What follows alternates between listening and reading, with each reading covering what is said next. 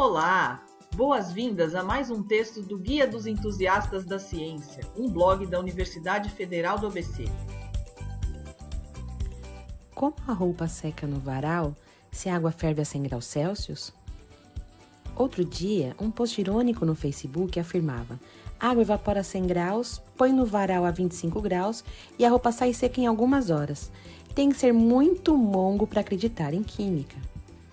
Pois é, não é questão de acreditar, mas de entender os fenômenos envolvidos. Quando a água ferve, observamos formação de vapor. Mas será que a evaporação da água só ocorre quando ela ferve? Já explicamos em um post anterior a quantos graus ferve a água.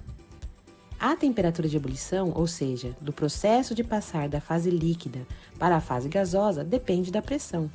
Por isso, quanto maior a altitude, menor a temperatura de ebulição, ou seja, mais fácil as moléculas saem do estado líquido e passam para o estado gasoso.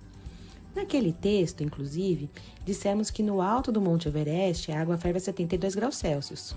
Mas isso ainda é muito quente se comparado à temperatura ambiente.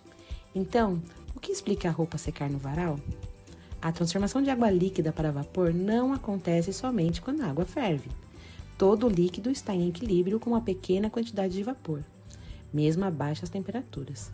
Estar em equilíbrio, neste caso, não tem nada a ver com yoga, mas com o fato de algumas moléculas de água conseguirem se soltar da fase líquida e ficar na fase gasosa. Isso é o que chamamos de pressão de vapor. Para a água passar do estado líquido para o estado gasoso, precisamos fornecer calor. Seja do fogão ou do sol, o calor faz com que as moléculas do líquido se agitem.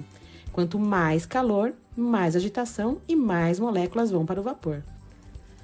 Quando a gente sai do banho molhado, aquele friozinho que a gente sente vem das moléculas de água roubando o calor do nosso corpo e virando vapor. Você vai secando e se sentindo refrescado. Funciona assim também com o suor. Mas por que algumas moléculas de água conseguem se soltar da fase líquida e ficar na fase gasosa? O líquido é composto de um conjunto de moléculas que interagem entre si por forças atrativas. Essas forças são fortes o suficiente para manter as moléculas confinadas no líquido, mas fracas o suficiente para permitir que as moléculas se movam dentro do líquido. O que ocorre é que a velocidade com a qual essas moléculas se movem pelo líquido e também no vapor não é a mesma para todas as moléculas.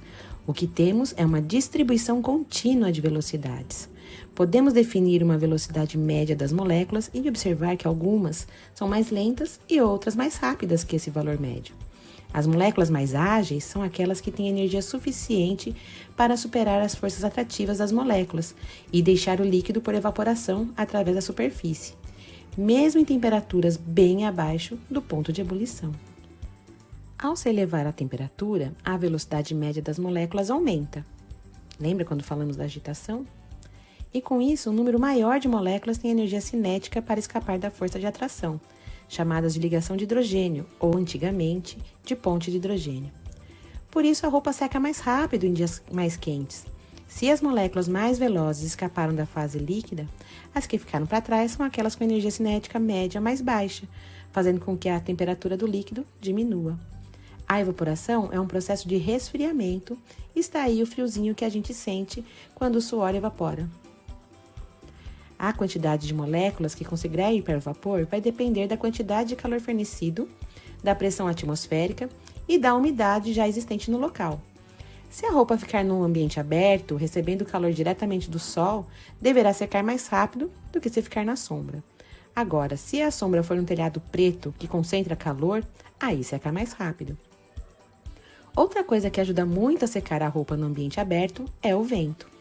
Ele leva para longe as moléculas de água que estavam na fase gasosa e mais próximas do tecido, aumentando a taxa de evaporação. Quando o dia está chuvoso, é mais difícil a roupa secar, não é? Isso porque já temos bastante umidade no ambiente, o que faz com que a água que está na roupa continue lá. É por isso também que esticamos a roupa no varal e colocamos cada peça separada uma da outra. Quanto mais espaço entre elas e maior a superfície exposta, maior a evaporação. Às vezes, porém, não é legal perder tanta água. No ambiente terrestre, evitar a desidratação é um dos problemas mais importantes que os organismos enfrentam. E é muito divertido perceber que as estratégias que surgiram na natureza como resposta a esse problema obedecem às leis da física e da química. Claro, quer ver? A perda de água por evaporação acontece principalmente por superfícies expostas em contato com o ar. Agora pense numa floresta tropical. As folhas das plantas dessas florestas são bem amplas, certo? E num deserto? Como são as folhas das plantas que vivem no deserto? Na floresta tropical, uma folha ampla poderia perder muita água por evaporação. Mas você leu acima que a taxa de evaporação diminui se o ar já estiver úmido. Nas florestas tropicais não falta água. Já num deserto, uma folha de planta ampla murcharia rapidamente. Plantas que vivem em ambientes secos podem não apresentar folhas ou apresentar folhas pequenas, cobertas por cera e com formas de espinhos. Essas folhas, por apresentarem uma superfície de exposição menor, perdem menos água por evaporação. Funciona tão direitinho que nem é preciso ser especialista para saber se uma planta deve ser plantada na sombra, em local úmido ou no sol. Basta olhar para suas folhas. Aliás, as grandes extensões de florestas tropicais têm também um papel muito importante para a formação de chuvas.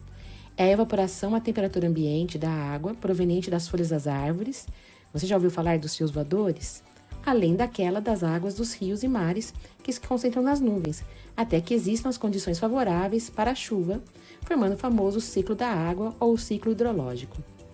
Se você gostou muito desse tema, que tal dar uma olhada no diagrama de fases da água? Nesse tipo de diagrama, conseguimos saber em que estado a água se encontra para qualquer temperatura e pressão. E como última dica, pendure as camisetas num cabide no varal, aí nem precisa gastar energia passando depois. Eu sou a Paula Homem de Melo, professora da pós-graduação em Ciência e Tecnologia Química da Universidade Federal do ABC, autora desse texto. Foi uma provocação do professor Renato Quinouchi e foi escrito com a colaboração da professora Vanessa Verdade e do professor Luiz Henrique de Lima. Gostou? Quer saber mais ou quer fazer algum comentário? O link está na descrição, acesse o blog.